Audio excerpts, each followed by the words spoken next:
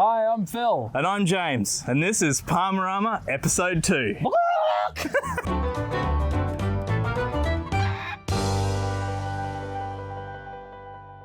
The weather's good, and today we're heading to a pub 25 minutes south of Cairns. And James, you know what that means?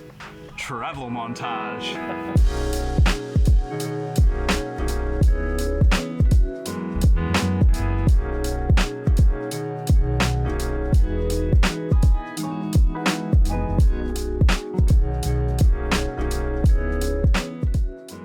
After huge demand, the people have spoken. We had a huge response, and everyone was saying, well, the majority of people I felt were saying the Mountain View, not just in the comments below, but also in the private DMs we were getting as well. Mate, a lot of people in person to me as well. The Mountain View. Have you been to the Mountain View? So have you been to the Mountain View? We've got to give the people what they want, James. And the weather's turned since half an hour ago. Uncharacteristically, the weather has turned on us. Beautiful sunny weather half an hour ago, and in half an hour it's now overcast and probably looks like it's going to rain. That's okay, mate. The food will sell the story.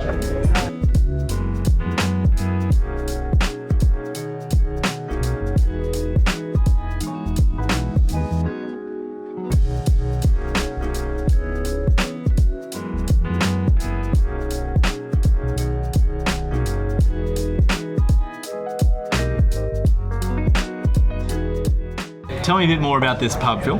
Mate, built in 1926, it's the original country pub set at the foothill of the Gillies Range. It's got the magnificent beer garden, the river deck overlooking the Little Mulgrave.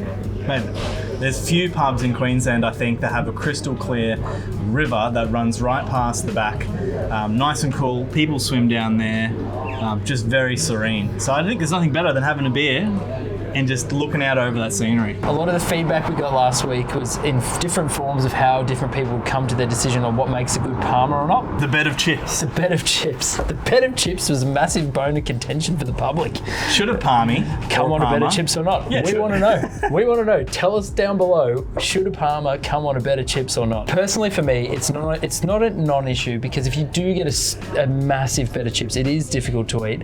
I would say that I'm a bit weird in the sense that I like to tackle one food item per, as I go. So I'll do the chicken first, then the chips and the salad. So Phil, tell me this. When you make spaghetti bolognese, do you put the plain pasta with the sauce on top, or do you serve it mixed through? I'm terrible. I don't often cook, but when Jody makes it, I usually eat it.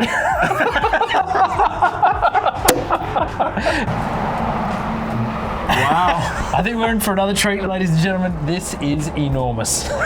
This is the biggest palmy I've seen. And look, I'm sure we're going to have some big palmies in the series for sure, but this is a monster. It certainly has a presence. Now, James, tell me, initial thoughts. Aside from the size, it does look very good. I like the way the cheese is melted. It's a good spread between the chips and the salad and also the Parma. Let's dig in and see how we go. Sounds good. Let's go. Do it.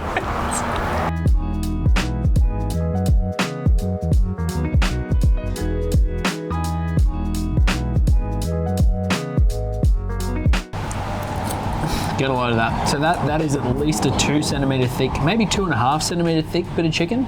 So Phil, one of the things that people were saying online was it's very important that we sort of discuss maybe what the beer is that we're pairing the palmy with. And that's Sean. We'll shout out to Sean in Sydney, who had that direct suggestion, which we definitely thought was a great idea. So because of that, we've opted for a classic for the Queenslanders in the room today. We've gone the 4X Gold. It's a quintessential classic beer. Well balanced, full, well-rounded. Yeah, the mid-strength. I mean, look, lager. The Southerners might not like the mid-strength, but look, up here it's fantastic. And this is a Far North Queensland show. But it's a very Queenslander pub. I mean, you can't go wrong with a Goldie. Yeah. How's the chips, Morgan? I like the chips. So the part you've all been waiting for, the ratings. Mate, let's start with the chicken first. The chicken breast of the palmy here is the standout of the show. Mate, this is a great piece of chicken. You know, Size is but sensational. more than I can eat. I'm really, really full. But really thick and juicy, well cooked, well breaded. Fantastic. I'm giving that a 4.5, the chicken breast itself. Yep, I'm going to go a 4. I'm going to take a 4, a conservative approach today, but look, certainly a huge size, sensationally cooked. I would definitely come back for another one. All right, so let's move on to the toppings, Phil. Tell me about the topping. Well, mate, I'm a huge fan. I do like the cheese. The breading is a good quality breading, and we've got a large slice of folded sliced ham, which I like the way Almost they've done like that. sandwich ham. Yeah, I like the way they've done that. I like the way they've folded it. It gives it a nice aesthetic. So I'm going to give it a 4. Mate, I'll probably go 3.5. I think the ham's good. I think the cheese is okay. Maybe could do with a bit of seasoning in the sauce, I think. Okay. That's a personal preference, so 3.5 for me. Mm-hmm. Beautiful. And then lastly, moving on to the sides, chips and salad. Mate, hard to fault. Mate, very fresh. Definitely a lot of life in the salad. And the chips, I'm a huge proponent of a chip that's not too big. So a large chip is not a positive for me, and neither is a really small French fry. I'm all about No one wants a small French fry, I'm mate. all about a red rooster size chip. Give us a number. So give us a number, mate. Okay, well, I'm going to give it a 4.5 because I do like the salad. I like the chips a lot. I think it's really good. Yeah, no worries. Mate, I'll go 4. Okay. I'll go 4. It's true, no one likes a small chip. No one likes a small French fry. Mate, so let's add up the scores. You know, altogether, I think I'm a 12 out of 15, which is a very high score, very good Parma. And for you? 12.5 for me. Sensational. I would be back. Mate, we're going to have a lot of Parmas if we go back everywhere. No, Well, we just picked the 2 best ones at the start. part of the journey, mate. If you have some comments or suggestions for our next episode, give us some average Parmas. So I think it's very clear, guys. We will listen to the people. So tell us where you want us to go next. Like and subscribe. Pop those comments down below. Tell us where you want to go. Don't be shy. We'll go just about anywhere in the far north at the moment. We will extend that out later, but tell us where you want to go. Where should we eat our next Parma? Thanks for joining us. It's episode 2 of Parmarama.